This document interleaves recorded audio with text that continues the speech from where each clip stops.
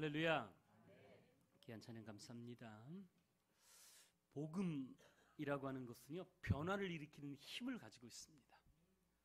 이 변화는 개개인에 머물지 아니하고 사회와 그 사회 전반에 걸친 문화와 의식까지도 변화시키는 힘이 있습니다.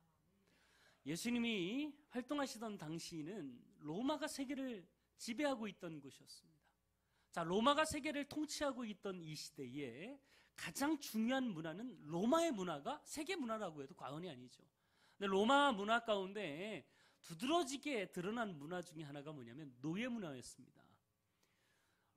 로마가 세계를 정복하면서요, 수많은 사람들을 잡아다가 노예로 팔아먹었어요. 그러면서 이제 이루어진 막대한 비용으로 세계를 통치하는 데 사용했고요.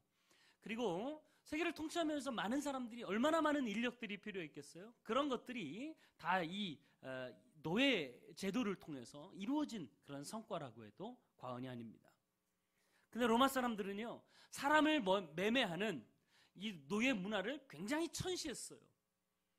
그런데도 예수님 시대에 로마에 있었던 노예의 숫자만 해도 5천만 명이 넘었다고 해요. 그러니까 가정마다 노예 없는 집이 없었어요. 천시하는데도 불구하고 그들은 노예를 가지고 나라를 통치하는데 귀하게 사용하고 있었던 것이죠. 자, 그 당시에 가장 천시받던 노예 문화, 그렇게 무시당하고 어려웠던 이 노예 문화가 한순간 그 개념이 완전히 바뀌게 됩니다. 변화돼요. 그 계기가 어디였냐면 복음이었다는 거죠. 자, 예수님이 이 땅에 오시면서요, 노예라고 하는, 종이라고 하는 개념이 완전히 다른 개념으로 바뀌어지기 시작합니다. 근데 그 첫 번째 현상이 뭐였냐면, 사도 바울이 로마에 있는 교회에 편지를 하면서 자기 자신을 뭐라고 소개하냐면, 예수 그리스도의 종 바울은, 이렇게 소개를 해요. 로마서 1장 1절에 보면 그렇게 나오죠. 예수 그리스도의 종 바울은.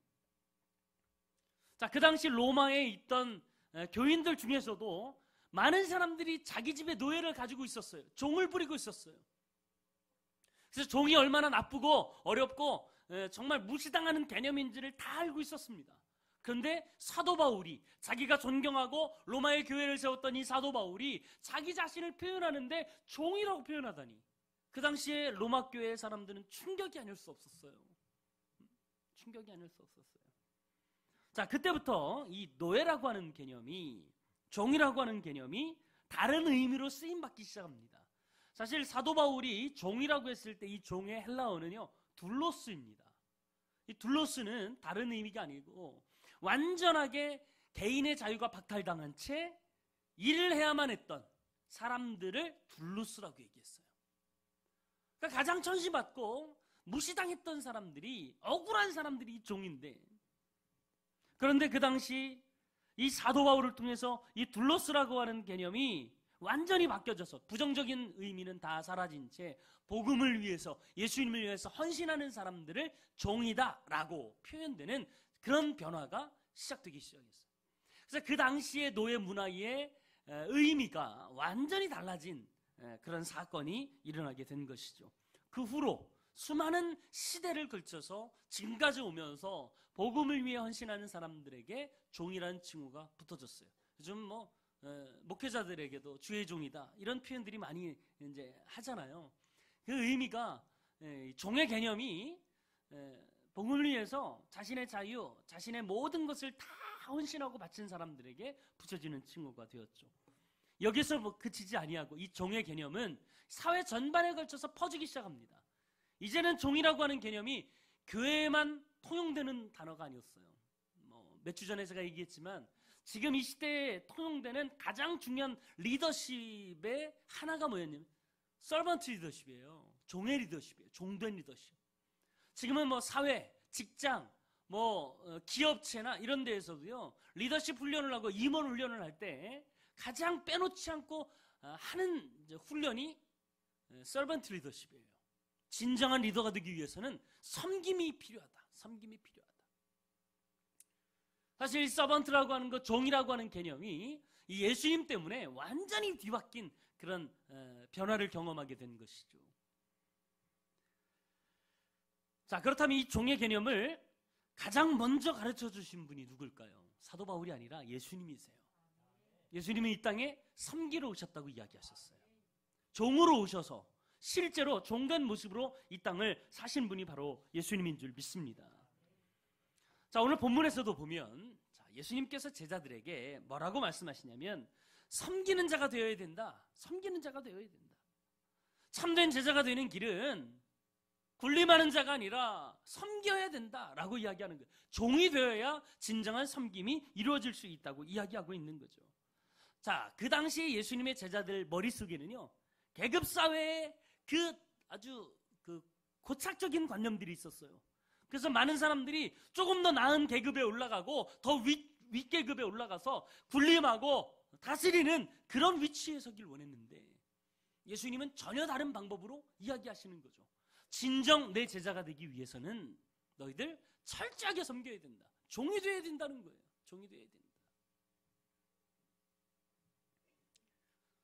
여러분, 참된 제자의 길은 섬김으로 이루어지는 줄 믿습니다. 진정한 섬김이라고 하는 것이 사실 굉장히 어려운 일이죠. 힘들고 어려운 일이에요. 자, 우리가 섬기는 삶을 살아가기 위해서 정말 이 과정이 힘든데 그 이유가 뭐냐면 그 섬김을 방해하고 있는 장애물들이 우리 가운데 있기 때문이에요. 자, 이 장애물만 제거하면 참된 섬김이 쉬울 수 있겠죠. 자, 오늘 말씀을 통해서 예수님께서 우리를 향해서 지적하실 때 섬김이 이루어지기 위해서 정말 필요한 게 장애물을 옮기는 건데 우리 속에 있는 이 장애물이 무엇인지를 좀 살펴보고 참된 섬김으로 나아가는 저 여러분들을 간절히 바랍니다. 가장 첫 번째로는요, 우리 안에 있는 우월의식을 극복해야 된다는 거예요. 자, 지금 예수님의 이 행로를 좀 살펴보면 가이사랴 빌립보에서 이 가버나움이라는 지역에까지 이동하시면서 이루어진 일들이 오늘 이 마가복음 9장에 기록되어 있습니다. 자, 가이사랴 빌립보에서 예수님께서 제자들에게 질문을 던지시죠. 너희는 나를 누구라고 하느냐?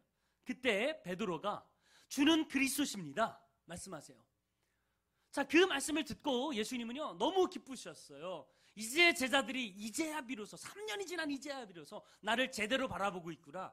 그렇게 하시고 기쁜 나머지 제자들에게 비밀을 밝히세요.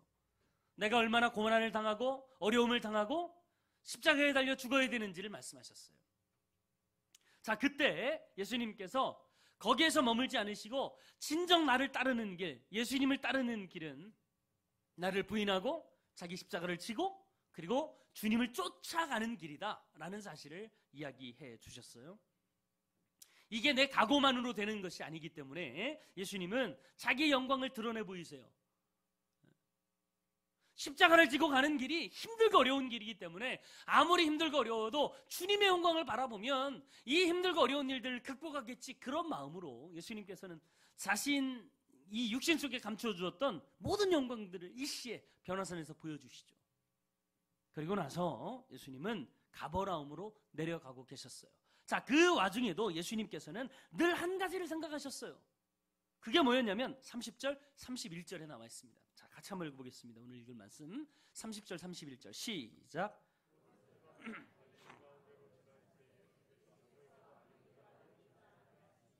이는 제자들을 가르치시며 또 인자가 사람들의 손에 넘겨져 죽임을 당하고 죽은 지 3일 만에 살아나리라는 것을 말씀하셨기 때문이더라.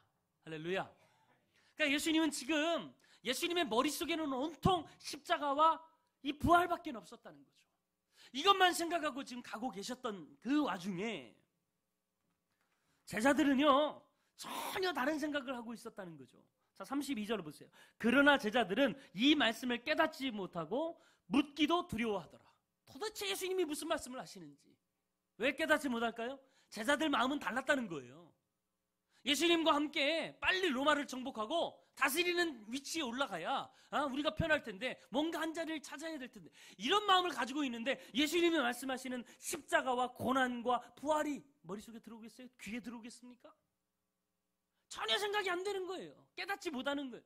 그럼에도 불구하고 이 말이 진짜일 것 같아서 질문도 못 하고 있는 이 상황. 지금 그런 상황이 있는 거예요. 자, 그런 상황에서 제자들은 어이없는 일을 벌이고 맙니다. 자, 33절 말씀이에요. 33절 같이 읽습니다. 시작. 제자들에게 물으시되 너희가 길에서 서로 토론한 것이 무엇이냐? 자, 34절까지 읽겠습니다. 시작. 그들이 잠잠하니 이는 길에서 서로 누가 크냐 하고 쟁론하였습니다. 지금 예수님의 머릿속에는 십자가와 부활만 생각을 하고 어떻게 하면 이 십자가를 통해서 이 세상을 구원할까 이것만 고민하고 있는데 제자들의 머릿속에는요 경쟁심밖에 없는 거예요. 누가 예수님의 자리를 차지할까? 더 높은 자리를 차지할까? 누가 더 크냐? 이걸 싸우고 있다는 거예요. 말싸움하고 있었다는 거예요. 그래서 지금 예수님께서 그들을 지적하고 있는 장면이 34절 30에 나와 있는 것이죠. 자, 이런 현상이 왜 일어났을까? 그 원인을 추적해 보면요 성경에는 정확하게 그 원인이 밝혀져 있진 않지만 짐작해 볼 수가 있어요. 왜냐하면 이 변화산에서 예수님께서 이 영광을 나타내실 때 모든 제자들에게 다 나타냈던 게 아니에요. 3명만 보여주셨어요. 베드로와 야고보와 요한에게만 보여주셨다는 거죠. 아마 이 3명의 제자들이 길을 내려가면서 가버나움으로 가면서 서로 앞다투어서 그 자신의 경험담을 이야기하고 있는 거죠. 이야, 우리 예수님이 얼마나 멋지게 본 줄 아느냐? 예수님이 막 광채가 나면서 변화되더라 말이지. 에? 너희들 봤어? 안 봤으면 말을 하지 마라. 막 이러면서 입에 거품을 물고 자기가 했던 경험들을 자랑한 거예요. 그러면서 그 자리에 있었던 이 모세와 엘리야에 대해서 이야기한 거예요. 한편에는 모세가 있었고 한편에 엘리야가 있었는데 이 두 사람을 내가 봤다. 근데 한순간 그 자리에 사라지더라. 자, 예수님의 좌편 우편에 있던 엘리야와 모세가 사라진 그 자리에 과연 누가 앉게 될까? 아마 우리 중에 앉게 될 텐데 누가 앉게 될까? 내가 될까? 아니야, 나야. 뭐 이렇게 서로 그 자리 예수님의 좌편과 우편에 누가 앉을지를 싸우고 있는 이 장면이 오늘 34절에 나와 있는 거죠. 왜냐하면 10장에 가보면요 야고보와 요한이 본격적으로 다툼을 시작하는 장면이 10장에 나와요. 그 다툼과 오늘 9장에 나오는 이 다툼, 쟁론이 다른 게 아니라는 거죠. 여러분 보세요. 왜 이들이 이렇게 누가 높은 자리를 차지할지에 대해서 말다툼을 하고 있을까요? 우월의식 때문이에요. 내가 다른 사람들보다 우월하다는 생각을 갖고 있기 때문에 지금 이들은 다투고 있는 거예요. 예수님의 머릿속에는 어떻게 하면 이 땅을 섬기고 어떻게 하면 이 땅을 구원할까에 대해서 생각하고 있었는데 제자들의 머릿속에는 그게 없는 거예요. 여러분 이 땅을 변화시키는 정말 위대한 일은요 섬김을 통해서 이루어지는 줄 믿습니다. 섬김이 아니고서는요 이 땅은 변화가 되지 않아요. 그걸 알기에 예수님이 섬김을 이야기하고 있는데도 불구하고 제자들의 머릿속에는 누가 크냐, 누가 더 높은 위치에 올라가냐, 누가 더 높은 자리에 서냐에 대해서 싸우고 있는 것입니다. 여러분 이게 제자들에게만 해당되는 이야기일까요? 그럼 정치만 보세요. 그 배지 하나 달려고 얼마나 중상모략을 하고 싸우고 다른 사람 이야기는 들으려고도 하지 않아요. 이게 정치뿐입니까? 가정에서도 마찬가지예요. 왜 가정에 다툼이 있습니까? 아내와 남편이, 자녀들이 주도권 잡으려고요 서로 그 싸움을 하고 있기 때문에 가정마다 불협화음이 나오고 있는 거 아니겠냔 말이죠. 교회도 마찬가지예요. 왜 교회가 싸움이 많고 다툼이 많습니까? 대부분 싸움과 다툼의 핵심은요 직분 때문이에요. 서로가 더 높은 직분을 차지하기 위해서 더 좋은 사역의 자리를 차지하기 위해서 싸우고 다투고 있는 것이죠.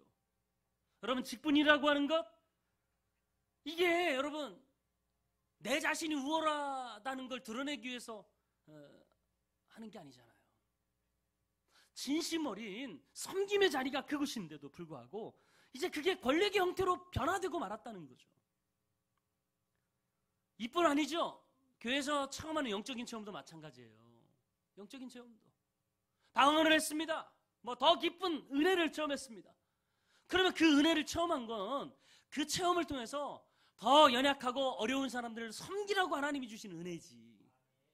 다른 사람들아 내가 더 탁월하니까 하나님이 나를 더 사랑하니까 그런 은혜와 능력을 체험하게 해주십니까? 아니래요.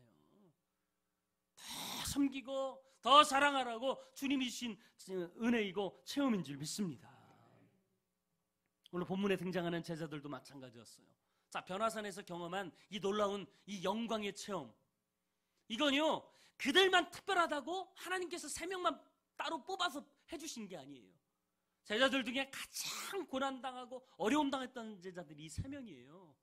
이 사람들에게 시범적으로 그렇게 영광을 보여주시면서 너희들 힘들고 어려운 과정 가운데서도 절대로 하나님의 영광 바라보면서 포기하지 말아라, 이런 은혜의 샘플로 그들을 세우신 거예요. 근데요, 자기가 잘났다고, 자기가 더 위에 있다고, 자기가 더 우월하다고, 이런 마음 가지고 그들이 그렇게 자랑하고 있는 모습이 예수님 보시기에는요 안타까웠다는 거죠. 주님에게는 십자가만 보이는데 왜 제자들에게는 이렇게 권력 다툼으로 이 말씀을 하고 있을까? 여러분, 이것은 우리가 극복해야 될 정말 중요한 요소인 줄 믿습니다. 진정한 섬김을 위해서는요, 내가 잘났다고, 내가 우월하다는 생각, 이걸 내려놓지 않고는 진정한 섬김이 이루어질 수 없는 거예요. 세상을 바꾸는데 섬김이 정말 중요하다고 주님께서 얘기하시는데요, 자신의 우월함 가지고 어떻게 이 땅을 섬길 수 있습니까?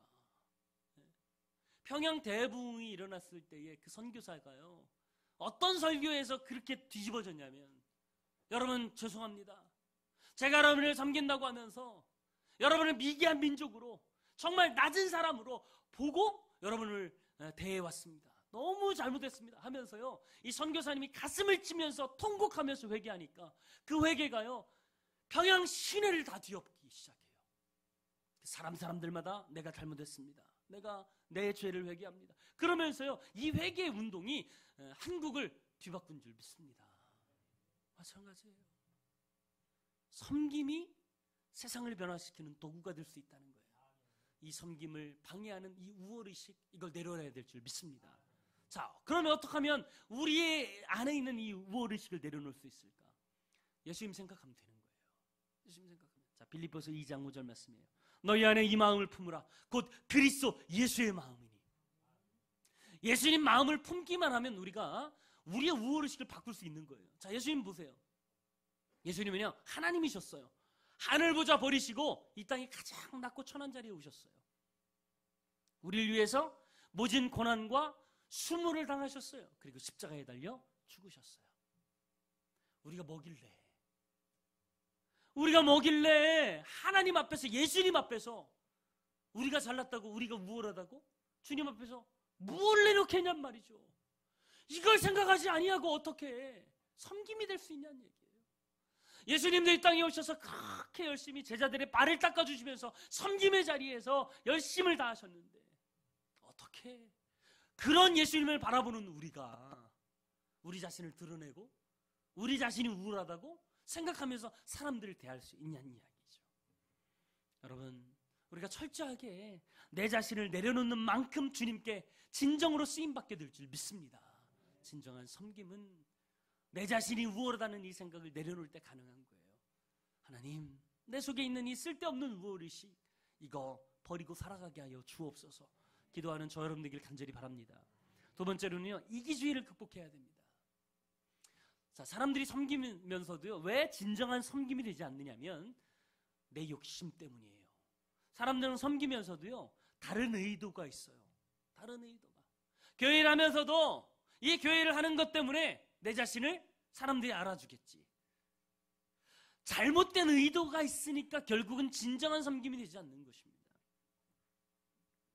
다른 걸 추구하려고 하는 마음, 다른 욕심, 섬김이 진정한 섬김이 되기 위해서는요, 거기에 욕심이 들어가서는 안 돼요. 이기적인 욕심이 들어가서는 안 돼요. 그래야 되는데 우리는 그럴 경우가 너무 많다는 거죠. 어느 아파트에요, 정말 힘들고 어려운 할아버지 한 분이 사셨답니다. 월세를 사시는 분이셨어요. 근데 뭐 수입이 없으니까 자녀들에게서 용돈도 끊어지고 월세도 못 내죠. 수도세, 전기세도 못 냈어요. 이제 얼마 안 있으면 수도가, 전기가 끊어진다는 통보를 받았어요. 안타깝다 못해 한 사람이 그 아파트를 돌면서요, 불을 돕기 성금을 거뒀어요. 열심히 이야기합니다. 이분은 정말 어려운 분입니다. 우리가 도와줘야 됩니다. 열심히 성금을 거뒀는데요, 가만히 보니까 그 성금을 걷는 사람을 잘 못 보던 사람이에요. 물어봤대요. 당신 누구길래 이런 일을 합니까? 뭐 동장도 아니고. 그런데 알고 봤더니요, 그 아파트 주인이래. 자기 월세 받으려고 열심히 모금운동 하더라는 거죠. 왜? 모여져야 내 월세 받으니까. 전기세도 내 월세 받으니까. 여러분, 이게 우리의 마음 아닙니까? 주님의 일을 한다고 하면서, 주의 사역을 한다고 하면서도요, 내 마음속에 쓸데없는 욕심들이 많은 거예요. 내가 이렇게 일을 하면 사람들이 다 알아주겠지. 내 위치가 더 곤고해지겠지. 여러분, 이 마음까지도 내려놓아야 진정한 섬김이 가능하게 될 줄 믿습니다. 교회에서 사역하는 건요, 이름 드러나고 대접받는 일보다 더 중요한 게 소리 없이, 빛도 정말 이름도 없이 교회를 위해서 욕먹고 비난당하는 그 자리가 가장 아름답고 복된 자리인 줄 믿습니다. 저는 우리 예배가 끝나면요, 성도들이 다 간 이후에 한 집사님이 교회로 오세요. 그리고 그동안 모아뒀던 쓰레기들을 다 분리수거하세요. 네. 그리고 그거를요, 본인 사는 아파트에 가져가셔서 버리고 오세요. 교회에서 딱지 붙어서 버리면 돈 나가니까. 네. 누가 시켜서 하는 이야기가 아니에요. 저 그분 보면 참 가슴이 정말 먹먹해져요. 누가 그거 알아줍니까? 교회 아무도 없는 빈 교회에 와서요, 정말 한 주도 빼놓지 않고 헌신하는 분이 계세요. 여지없이 그분이 아파서 못 오시면요, 교회에 쓰레기가 이만큼 쌓여요. 네, 이만큼 쌓여요. 알아줘서 합니까? 칭찬해줘서 합니까? 왜 제가 이런 얘기를 하냐면, 그분이 1부 예배 드리고 가셨어요. 그래서 1부 때 예배 때 하고 2부, 3부 때 하는 거예요. 그분들의 헌신이 진정한 헌신이 아니란 말이죠. 사람들이 알아준다고 그 얘기 그거 하겠어요? 여러분, 돈 받고도 하기 싫은 게 쓰레기 치우는 일 아니에요, 여러분.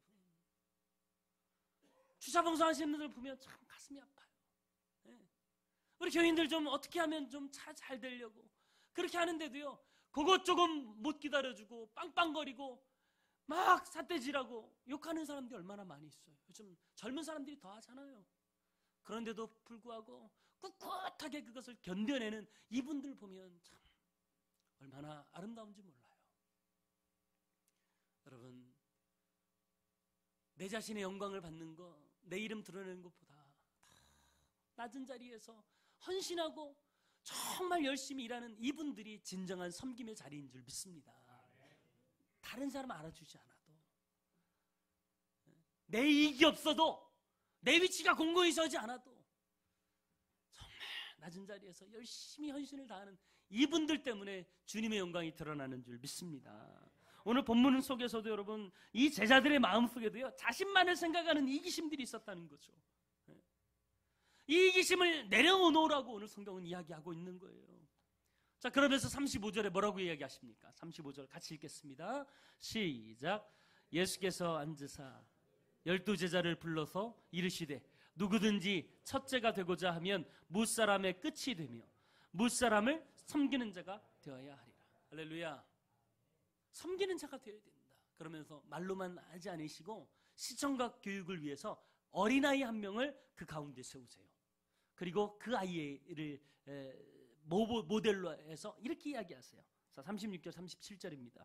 어린아이 하나를 데려다가 그들 가운데 세우시고 앉으시며 제자들에게 이르시되, 누구든지 내 이름으로 이런 어린아이 하나를 영접하면 곧 나를 영접함이요, 누구든지 나를 영접하면 나를 영접함이 아니요 나를 보내신 이를 영접함이니라. 여러분, 우리가 아이들을 대할 때 아이들 잘 해주는 게요, 그 아이에게 뭐 바래서 합니까?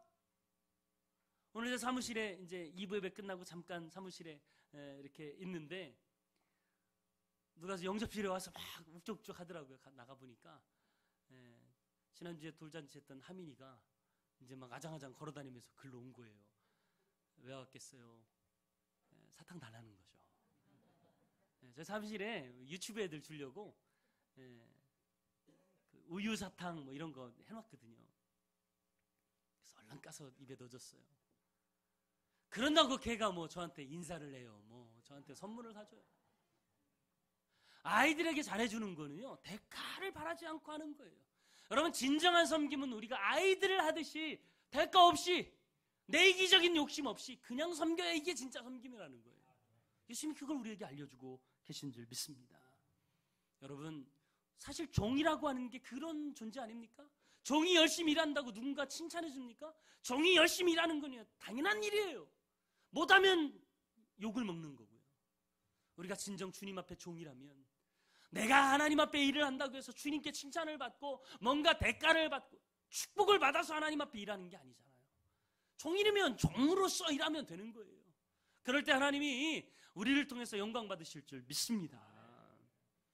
우린 종의 본분을 회복해야 돼요.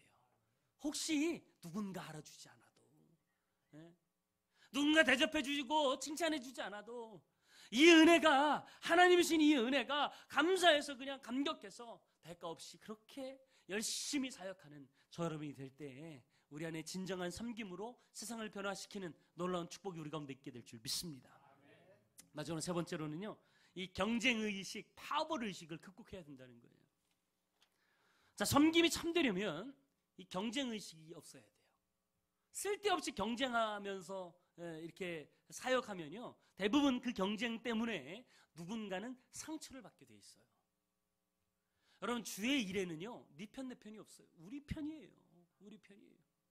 왜 쓸데없이 경쟁하고 그 경쟁 구도 속에서요, 뜻이 맞는 사람끼리 파벌을 형성해서 싸움 구도로 갑니까? 여러분, 한국교회가 욕망은 가장 첫 번째 이유가 뭐예요? 싸움이 많기 때문이에요. 여러분, 하나님의 일하는데 왜 싸우고 합니까? 내 목장, 내 교구도 중요하면요, 다른 교구도 중요한 거예요. 할렐루야. 이게 행정 편의상 그렇게 해놨지, 여러분 싸우라고 그렇게 조직 만들어 놓은 거 아닙니다. 절대 아니에요. 하나님이 나에게 은사를 주셔서 내가 그렇게 사역을 하면 다른 사람에게도 똑같은 은사 주실 수도 있고요. 그러니까 주님의 일을 하는 데에는요, 결코 분쟁이나 싸움이 있어서는 안 됩니다. 자, 그렇게 일했던 사람이 누구냐면 요한이에요. 자, 38절 한번 보겠습니다. 38절 같이 읽겠습니다. 시작. 요한이 예수께 여짜오되 선생님, 우리를 따르지 않는 어떤 자가 주의 이름으로 귀신을 내쫓는 것을 보고 우리를 따르지 아니함으로 금하였나이다. 할렐루야. 자, 어떤 사람이 예수님의 이름으로 귀신을 쫓아내고 있었어요. 요한이 보니까 분명 예수님의 이름으로 쫓아내는 거예요. 기적을 일으키는 거예요. 너 빨리 우리랑 함께 우리 편하자. 아니다, 나는 여기에서 할 일이 있다. 우리와 따르지 않으니까요, 요한이 뭐라고 했냐면, 너 그러면 하지 마. 그리고는 적대감으로 그를 금지하고 예수님께 그걸 보고한 거예요. 그랬더니 예수님이 뭐라고 대답하시냐면 39절 40절이에요. 예수께서 이르시되 금하지 말라. 내 이름을 의탁하여 능한 일을 행하고 즉시로 나를 비방할 자가 없느니라. 우리를 반대하지 않는 자는 우리를 위하는 자니라. 한마디로 이야기하면 내비두라는 거예요. 그들도 우리 편이라는 거예요. 우리 편이다. 하나님의 영광을 위해서 일하는 사람들이 다 하나님 편이에요. 여러분, 이게 얼마나 중요한 이야기인지 몰라요. 진정한 섬김이 되기 위해서는요, 쓸데없는 경쟁의식 가지고 주의 일을 해서는 안 된다는 거예요. 저 사람보다 더 뛰어나야지. 저 사람이 더 인정받는 것 같으면요, 괜히 그 경쟁의식 때문에 더 열심히 하게 되고, 그러다 보면요, 상대방에게 좋은 이야기 나가겠습니까? 그러다 보면 결국은 그 안에 상처가 있고 아픔이 있는 거예요. 여러분, 우리의 사역이 참되기 위해서는요, 반드시 극복해야 될 게 이 경쟁의식, 파벌의식이에요. 여러분, 요한은 오랫동안 이런 파벌의식에서 벗어나지 못했어요. 요한의 사적을 연구해 보면요, 요한과 야고보가 사마리아 마을에 들어간 적이 있습니다. 그때 사마리아 사람들이 이 요한과 야고보를 대적해요. 적대시합니다. 그때 이 사람들이 와가지고 예수님께 뭐라고 얘기한 줄 아세요? 예수님, 저 사마리아 사람들이 우리를 대적하던데 우리가 하늘에서 불을 내려가지고 저 마을을 다 불태워버립시다. 요한의 이 별명이 우레의 아들이잖아요. 불같은 성격을 그대로 나타내는 거예요. 내 편이 아니면 다 적이에요. 내 편이 아니면. 그 가운데서도 여러분, 하나님 믿고 바르게 사는 사람들이 있을 텐데 어떻게 그 마을을 다 불태우겠다고 이야기를 하겠어요. 자, 그랬던 사도 요한이 어떻게 바뀝니까? 나중에 은혜 받고요, 이 사람이 변화되고 나서는 요한이 쓴 세 편의 편지, 요한 1, 2, 3서를 가만히 보면요, 이 안에 서로 사랑하는 이야기가 얼마나 많이 나오는지 몰라요. 서로 사랑하라. 네 편 내 편이 없이 교회가 하나 되어서 열심히 주의 일을 위해 헌신해야 된다는 사실을 강력하게 이야기해요. 자, 어떤 순간에 요한을 이렇게 바꿨습니까? 성령께서 임하시니까 바뀌어요. 여러분, 우리 본성은요, 죄되기 때문에 늘 내 자신을 더 높이려고 해요. 이기적인 욕심을 채우려고 해요. 그리고 쓸데없는 경쟁의식을 가지고 다른 사람과 대결을 하려고 그래요. 근데 성령님이 우리 가운데 오시면 이 성령님께서 우리 자신을 낮추게 하세요. 그리고 쓸데없는 욕심을 다 버리게 하시고 더 한 마음 한 뜻으로 합력하여 선을 이룰 수 있도록 우리를 다스려 주시는 분이 바로 성령님이신 줄 믿습니다. 여러분, 이 세상을 바꿀 수 있는 거는요, 다른 거 없어요. 교회가 이 세상에 변화를 일으킬 수 있는 중요한 도구는 섬김인 줄 믿습니다. 우리가 섬기지 않고 어떻게 세상이 변화될 수 있어요? 교회가 부흥한다고 세상이 변화됩니까? 교회의 부흥은 물론 하나님이 원하시는 일이지만 교회가 부흥한다고 세상이 변화되는 게 아니에요. 교회를 통해서 세상이 변화되는 정말 중요한 통로는 섬김이에요. 우리가 얼마나 이 땅을 향해서 정말 영혼들을 향해서 섬기느냐, 그것이 세상을 변화시키는 도구인 줄 믿습니다. 근데 지금 현실은 어때요? 교회가 세상을 변화시키는 게 아니라 세상이 우리 교회를 변화시켜 가고 있어요. 이게 얼마나 안타깝습니까? 우리의 진정한 섬김을 위해서는 우리가 세상을 변화시키는 도구가 되기 위해서는 진정한 섬김이 필요한데 이걸 위해서는요, 내 힘 갖고 어려워요. 성령님 나를 도와주옵소서. 기도하고 성령님께 우리의 인생을 맡길 때 내 안에 있는 이 우월의식들, 쓸데없는 이기심들, 그리고 경쟁의식들을 다 주님께서 치워주시고 진정한 섬김으로 이 땅을 변화시키는 도구로 우리를 사용하실 줄 믿습니다. 이 시간 함께 찬양하기를 원합니다. 분명 성령님께서 필요하다. 우리를 붙잡으시면 우리도 진정한 섬김의 도구가 될 수 있어요. 이기적인 욕심이 아니라 어떻게 하면 내가 한 영혼을 섬기고 세울 수 있을까? 내 힘으로 어려워요. 그래서 성령님이 필요해요. 주님께 간절히 사모하는 마음으로 오늘 찬양하고 하나님께 기도하겠습니다.